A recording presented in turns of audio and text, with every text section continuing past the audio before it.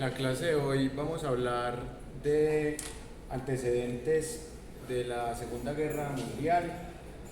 La idea es hablar un poco de lo que estaba pasando en Europa y en otras partes del mundo. Entonces, hoy vamos a responder básicamente una pregunta, y es: ¿qué acontecimientos son importantes para comprender el inicio de esta Primera Guerra Mundial, y también que están correlacionados con la Segunda Guerra Mundial?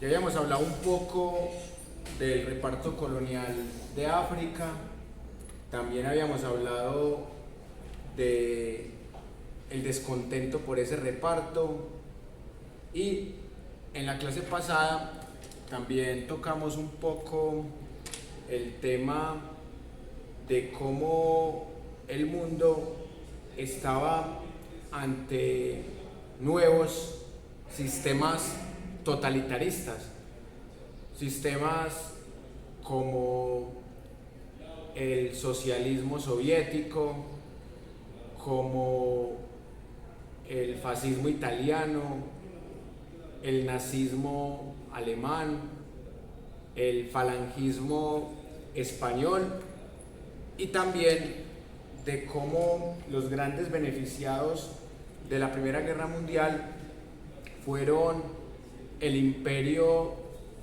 británico y el Imperio francés. Y también, de cierta manera, Estados Unidos termina siendo ganador de la Primera Guerra Mundial, pero el mayor beneficiado es en la segunda, Estados Unidos, porque pierde pocas vidas comparado con la Unión Soviética, pero gana una buena cantidad de territorios y de poder en el mundo.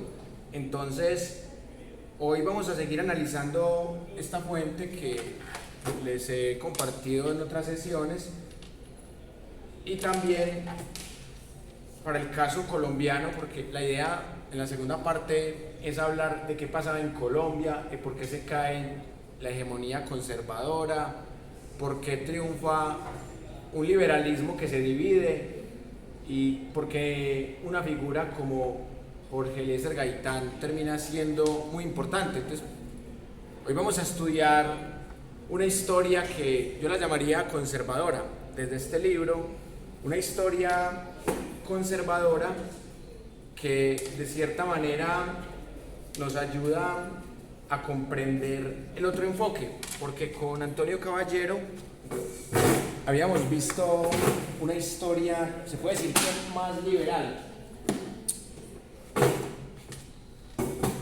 La primera pregunta específica que quiero que nos hagamos es: ¿cuál es el papel de personajes como Hitler, como Mussolini, como Stalin en esta etapa? Ustedes saben que Hitler era un cabo que participó para Alemania en la Primera Guerra Mundial, y el pueblo germano había quedado muy golpeado, porque saben ustedes que se cayó el imperio austrohúngaro. También se habían caído otros imperios como el ruso, como el turco-otomano y como el mismo imperio germano. Entonces quedaron sometidos a algo que se llamó la República de Weimar, que era una república democrática, pero llevada a la quiebra en una tremenda hiperinflación. Con este tema que ha pasado en Venezuela en las últimas décadas, hay una comparación más o menos simétrica. O sea, la inflación o la hiperinflación que ha habido en Venezuela es muy comparable en cifras con la hiperinflación de la República de Weimar. Pero esto tiene una causa que fue una consecuencia de la Primera Guerra Mundial, el Tratado de Versalles, que es el castigo a Alemania por echarle la culpa de la Primera Guerra Mundial. Recordemos que todo empezó con un detonante cuando un nacionalista que estaba a favor de intereses serbios, un nacionalista bosnio, asesina a un archiduque y se ve a Alemania como culpable porque Alemania sale a defender el imperio austrohúngaro y le cobran en ese tratado de Versalles 6.600 millones de libras, y esto deja prácticamente a Alemania reducida a la República de Weimar y en la quiebra. Imagínense ustedes pasar de ser un gran imperio germano que se volvió fuerte con Bismarck en el siglo XIX a ser una republiqueta pobre, aguantando hambre y sobre todo humillada ante toda Europa y el mundo. El Tratado de Versalles también reza unos aspectos muy interesantes, que es la creación de la Sociedad de Naciones, que es lo que luego se formaría como la ONU después de la Segunda Guerra Mundial. Se supone que la Sociedad de Naciones se constituía para que los conflictos no se volvieran a resolver de esa manera tan abrupta, sino que se dialogara entre países, una solución diplomática a los conflictos. Pero la Segunda Guerra Mundial es el fracaso total de la Sociedad de Naciones, y la Guerra Fría es el fracaso total de la ONU, creada en 1948 con fines similares. ¿Y por qué Hitler se vuelve tan importante en esta Alemania reducida a la República de Weimar? Porque Hitler les devuelve la autoestima, y Hitler encuentra unos culpables diferentes, porque Hitler, más que odiar a los británicos o a los franceses, Hitler convence a gran parte del pueblo alemán de que los culpables de sus males son los judíos, los gitanos, los marxistas luego, y los débiles cuando ya empieza la guerra. Pero Hitler utiliza a los obreros marxistas en ese proceso de llegar al poder, siendo primero canciller y ya después siendo lo que podríamos conocer como un primer ministro, como un presidente. Entonces Hitler utiliza un nombre que parece socialista: Partido Nacional Socialista Alemán. Pero ese socialista es solo una trampa para que se le pegue la clase obrera. Y ya cuando Hitler empieza a perseguir a marxistas, a socialistas, a la par que persigue a gitanos, a judíos, ahí es cuando el nombre del partido se vuelve una contradicción, porque realmente debía llamarse simplemente Partido Nacional Alemán o nacionalista, porque era más nacionalista que nacional. Y Hitler tiene un discurso muy persuasivo y se va hasta las raíces antiguas y dice: veas que nosotros somos una raza superior. Y Hitler trató de dar un golpe de estado fracasado, y por eso fue metido en la cárcel. Y estando en la cárcel, Hitler escribió un libro que se llama Mi lucha, y en ese libro él habla de economía y también le echa la culpa a los judíos de la crisis económica y política de Alemania. Ahí empieza a fortalecerse el antisemitismo o el odio a los judíos. ¿Por qué digo fortalecerse? Porque desde la Edad Media, incluso mucho antes, ha habido un desprecio por la cultura judía, por temas religiosos, porque el cristianismo tiene sectores que le echan la culpa al pueblo judío de la muerte de Jesucristo. Entonces, a partir de ahí, se ha fundamentado un odio irracional y muy fuerte contra los judíos. La peste negra fue la pandemia más tenebrosa de la Edad Media y quizás la más tenebrosa de la historia, porque era una época de poco avance de la medicina y por la ignorancia y el fanatismo, la peste negra fue más asesina de lo que debería haber sido, porque prácticamente la mitad de la población europea de la época falleció. Y a los judíos, desde esos prejuicios cristianos, también les echaron la culpa de la peste negra, cuando era un tema que venía en los barcos, de las pulgas y de las ratas.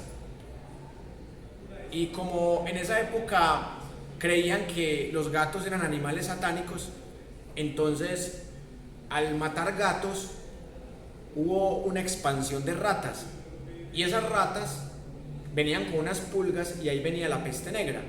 Pero por el fanatismo católico y teocéntrico del momento se le echó la culpa a los judíos, entonces a la gente le dan latigazos cuando se enfermaba de la peste negra, porque decían que estaban poseídos por demonios, teniendo en cuenta que la palabra demonio viene del griego y fue tergiversada en la cultura cristiana como alguien malo, como el espíritu superior inteligente se vuelve el espíritu malo.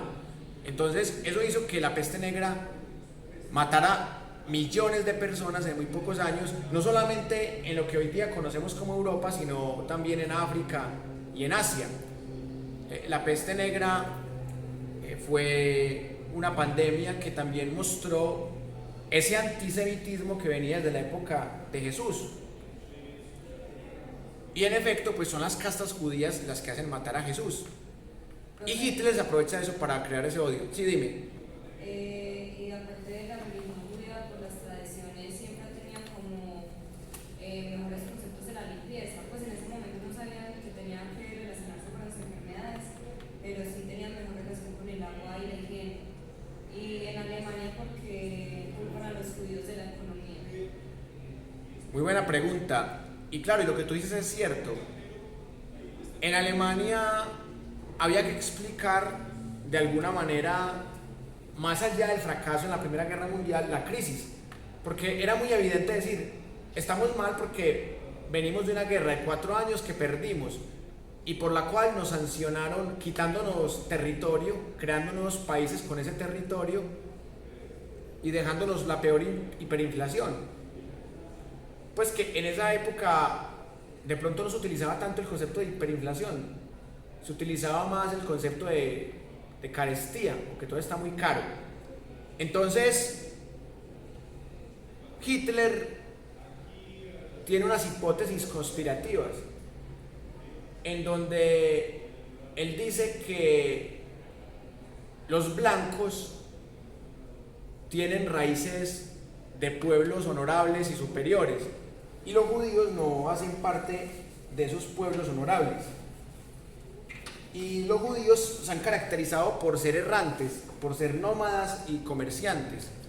Entonces Hitler crea una teoría conspirativa en donde dice que hay que expulsar no solamente de Alemania, sino de todos los países germanos a los judíos. Porque recuerden ustedes que también estaba el imperio austrohúngaro, Austria y Hungría, que si bien no estaban unificados con Alemania, en ese momento luego se unifican un tiempo y son el mismo país, hablan alemán. Y la lengua se vuelve como ese símbolo de hermandad, como está pasando en este momento en el Donbass, que los ucranianos que hablan ruso tienden a sentirse identificados más como rusos que como ucranianos, porque viven en territorio ucraniano pero hablan el idioma ruso. Algo análogo sucedía en esta época. Hitler quiere un proyecto pangermánico. Ese pan es un prefijo que significa unir todas las culturas germánicas y que él consideraba superiores.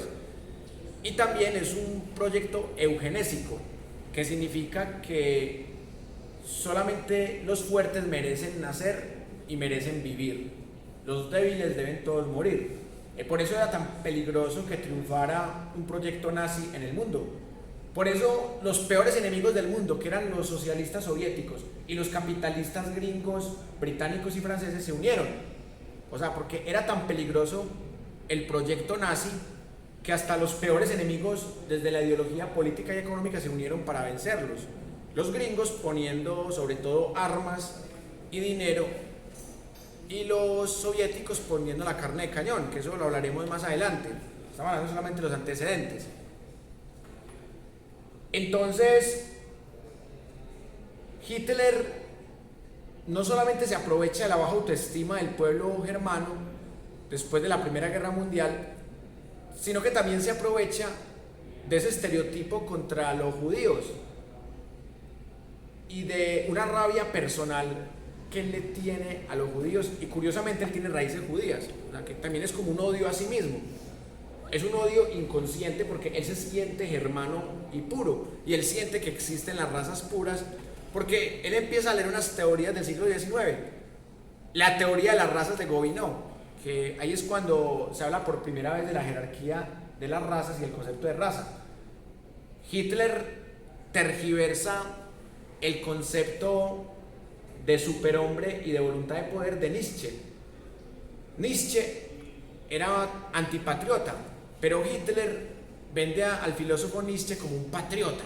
Entonces manipula los archivos de él, aprovechándose de una amistad que tiene con su hermana Elizabeth, que fue la que terminó con los archivos.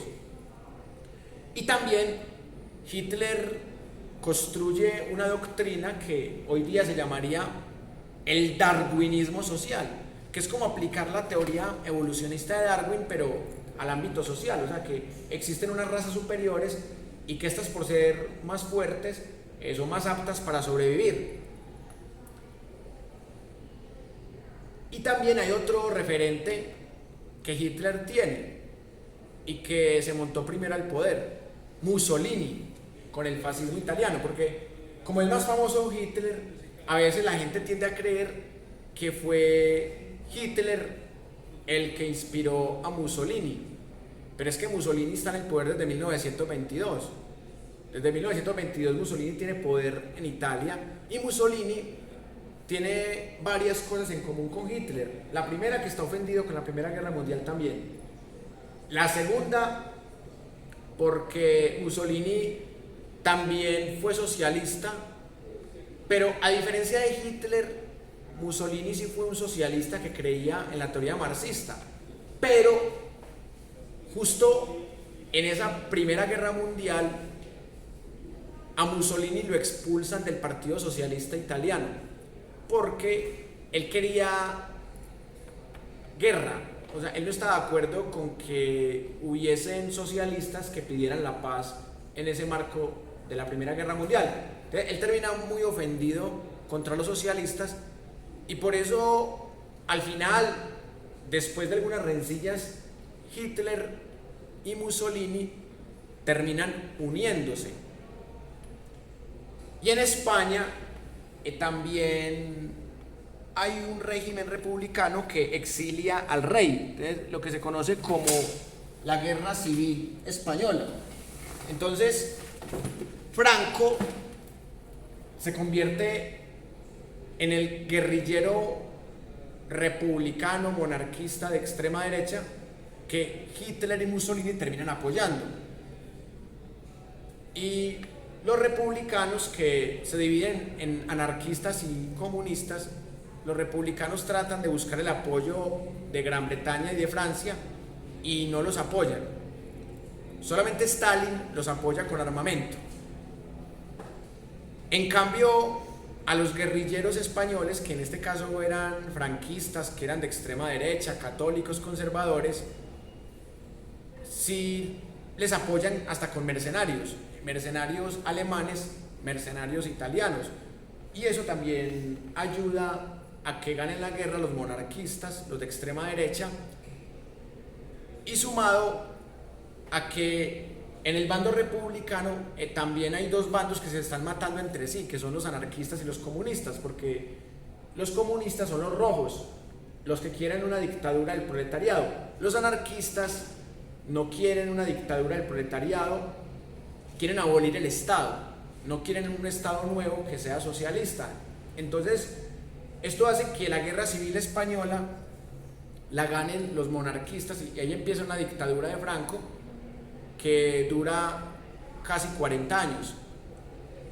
Entonces, la extrema derecha queda muy bien perfilada porque Hitler en Alemania, Mussolini en Italia, Franco en España también es de ese bando, pero España por obvias razones no se puede meter a la Segunda Guerra Mundial porque lamentablemente España quedó destruida porque fueron 3 años seguidos de guerra civil. Justo se acaba la guerra civil en España y empieza la Segunda Guerra Mundial con la invasión nazi a Polonia. Y por eso España no participa, porque no tiene cómo participar, pero los extremistas de derecha franquistas sí participan en el ejército nazi como voluntarios. Así hay españoles que participan, pero por ideología y no por nación. Bueno, y la última reflexión que quería compartirles, ya para entrar en materia en comparación de las fuentes, para cerrar esta parte introductoria. Con la Primera Guerra Mundial y con el Tratado de Versalles nacen unos nuevos países que todos eran territorios germanos y que perfectamente podrían pertenecer a Alemania. Por ejemplo, Checoslovaquia, Yugoslavia, Austria, Polonia, Lituania, Letonia y Estonia. Nacen esos países nuevos porque al caerse el imperio austrohúngaro, pues ya quedan Austria y Hungría separados como países independientes. Entonces, el proyecto nazi no solamente es fomentar el antisemitismo y la venganza por el Tratado de Versalles, sino que también es tratar de unificar con esa retórica de que somos la raza superior a esos países en un solo país pangermánico. Mire que prácticamente lo mismo que quería la Unión Soviética. Por eso es que al final Hitler firma con Stalin el Tratado de No Agresión germánico-soviético, el Ribbentrop-Molotov. Es bueno, ustedes me caen muy mal porque son socialistas, ustedes me caen muy mal porque son nazis de extrema derecha, pero ambos queremos lo mismo, ambos queremos vengarnos de Polonia, ambos queremos partirnos a Polonia y a estos países que fueron producto de la Primera Guerra Mundial. Entonces no nos agredamos entre nosotros, o sea, no seamos amigos, pero tampoco nos agredamos. Ustedes se quedan con la parte oriental de Polonia y nosotros con la parte occidental. Y así fue como empezó la Segunda Guerra Mundial en septiembre de 1939 con el pacto Ribbentrop-Molotov.